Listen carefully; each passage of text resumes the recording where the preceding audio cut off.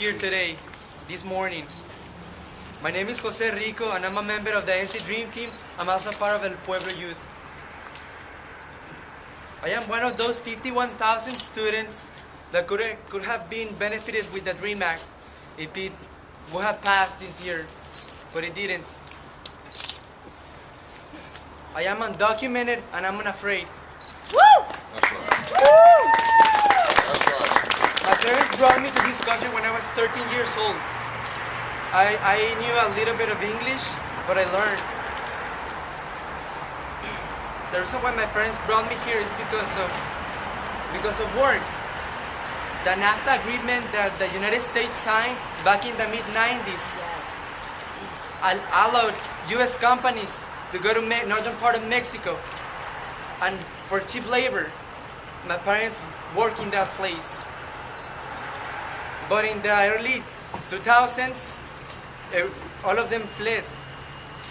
My parents were first to immigrate to the United States, to Raleigh, North Carolina in 2003. I remember that the first day of school, I didn't like it.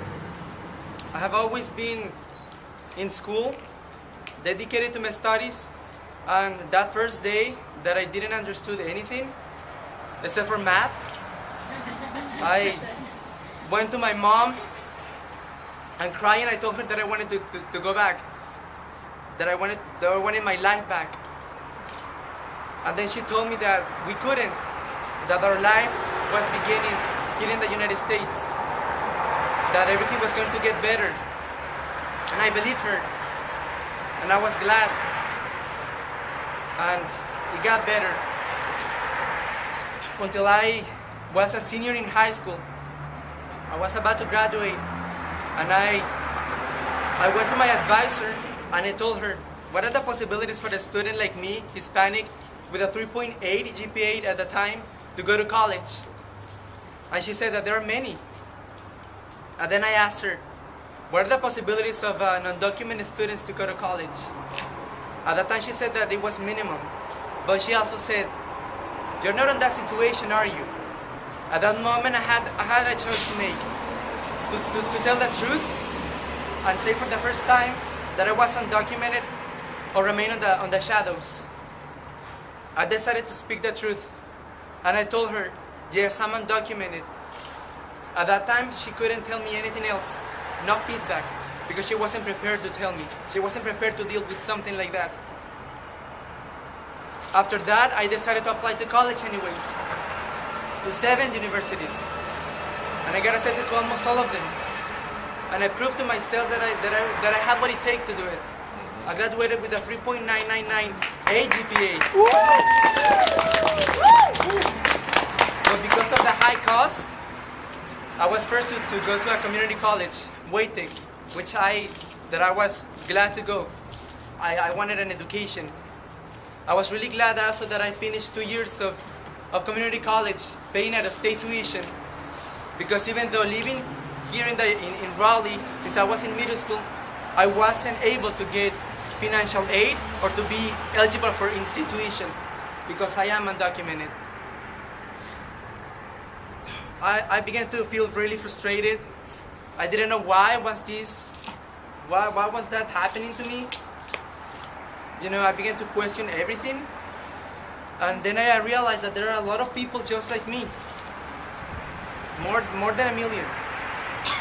And I heard about the RIFA campaign, and I wanted to help. I wanted to make a difference.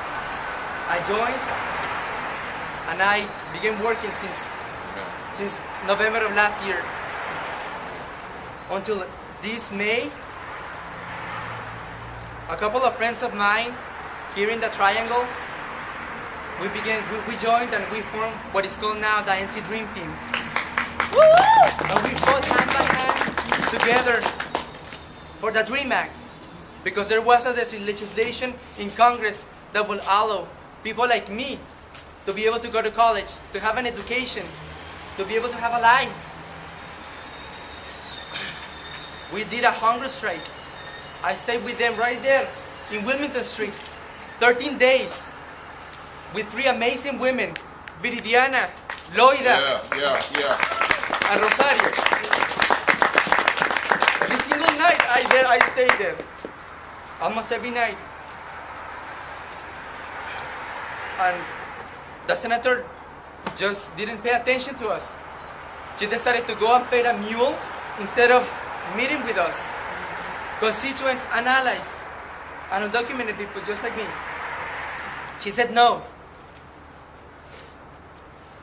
After that, we began doing countless of actions throughout the state, in Greensboro, here in Raleigh, with all of the organizations that we could partner with, now with Adelante, with the NAACP,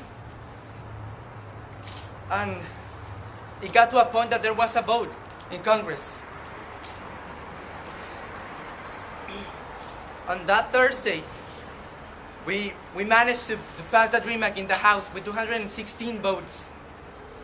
I was really happy that day. And I wanted to be there for the second vote in the Senate.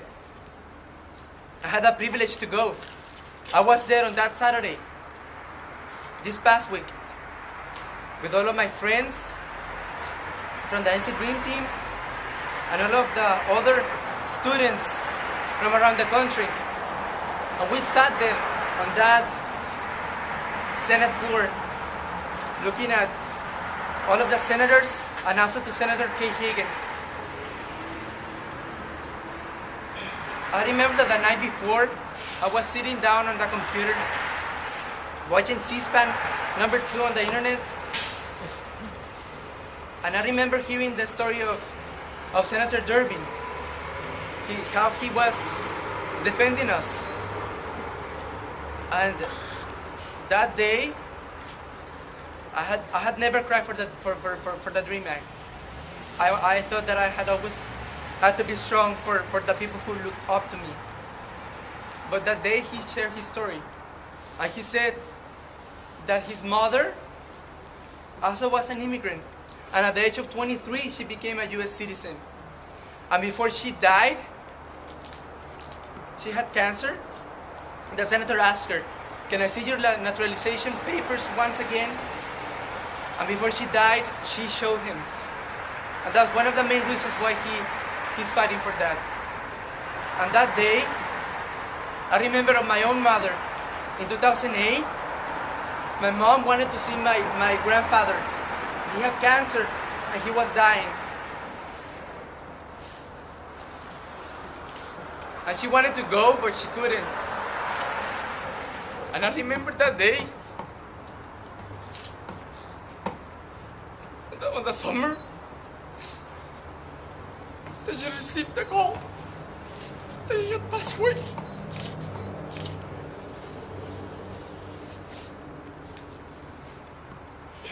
At that moment, I understood how this country is the policies that were made back in the 90s, the NAFTA agreements, everything is coming back to us now. And it's time that the United States takes some responsibility and don't judge us because we're here illegally or undocumented. We are people, we are human beings, before we're students.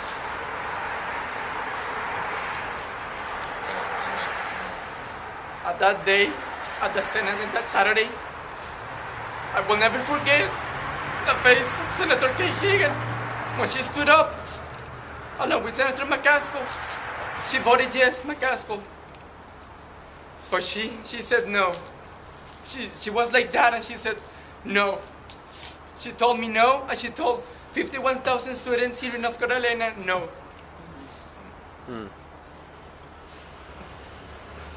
At that point, I was devastated. I cried, along with my friends. But later on, I began to think, and I know that we gotta keep fighting. That's right. That's right. We gotta keep That's united. That's right. We gotta make those connections That's right. in order to pass the DREAM Act and repeal any other legislation that will oppress our community. Because this is us right